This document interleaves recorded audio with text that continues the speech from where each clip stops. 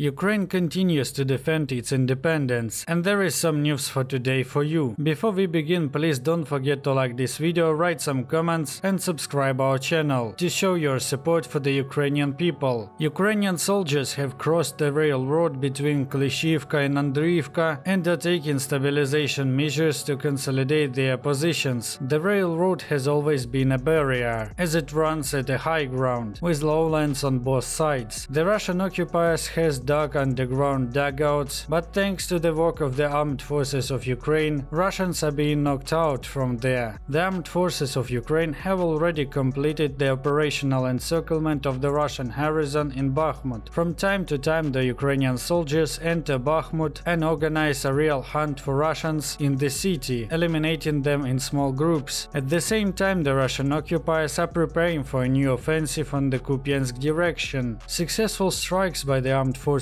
of Ukraine on strategic targets of the Russians in the occupied Crimea could lead to a real catastrophe, because from the Crimean airfields that all the Russian occupiers' air attacks on Ukraine are coordinated. Military expert and analyst Petro Chernik said that he shares the next opinion in the strategic context. There are two nuances. The Crimean Bridge must be destroyed. Crimea has saturated with weapons since 2014. It is the largest arms factory of the Russians. The bridge can be destroyed with missiles in a big salvo. It needs a few dozen sections of the bridge to fall, at least from 30 to 40 to sink. Then in a few months at the earliest, the Russian stockpile will begin to deplete. It needs new missiles like the ones launched from the F-16 with a range of 918 kilometers. The armed forces of Ukraine are preparing to surround two cities. Thousands of Russians will surrender. Military expert Petro Chernik explained that there are good reasons to collapse the entire foothold in the south of Ukraine. The main strategic objective is to reach the northern Azov. We are in the zone of strategic routing and will stay there until two strategic moments take shape: to take the northern Azov, reach the Azov Sea conditionally in the area of the Molochny Liman, gain a foothold there and cut a corridor to Crimea. Once this happens, the southern foothold will collapse. The Russians will be forced to make a gesture of goodwill. The second is the potential encirclement on Bakhmut. If these things come together, the armed forces of Ukraine will make a fantastic step forward, Chernik said. Ukrainian soldiers in Novoprokopivka on the Tokmak direction showed how they thwarted a Russian occupiers' attack. On the footage you can see how the Russian occupiers were covered by Ukrainian artillery in the landings, and then Russians' movement was stopped. At the same time, the Ukrainian army advance is significantly slowed down by the Russian occupiers' powerful system of fortifications. They have even built a system of tunnels. This makes it much more difficult for the armed forces of Ukraine to plan attacks, as the Russian enemy's strength and situation is unknown. By the way, in September, Ukrainian soldiers reached an absolute record for destruction of the Russian enemy artillery. It is a 1/6 of all Russian stockpiles before the full-scale invasion. So there is a chance that such a depletion of the army will provide an opportunity for a major breakthrough at the front before the cold weather begins. At the same time, Russians are spreading the news that the Ukrainian armed forces will launch a massive offensive in the first days of October. It seems that the Russian army also believe in this, as they are massing all possible forces to the south of Ukraine. In addition, Russian generals are expecting a major offensive by the Ukrainian army in the Kherson region, so they are deploying new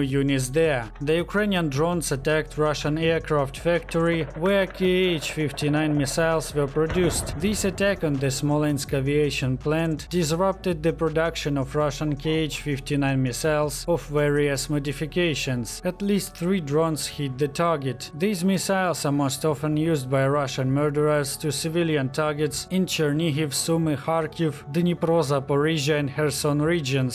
This is all interesting news for today for you. Please do not stand aside, support Ukraine. Like this video, write some comments and subscribe this channel. Glory to Ukraine, glory to heroes.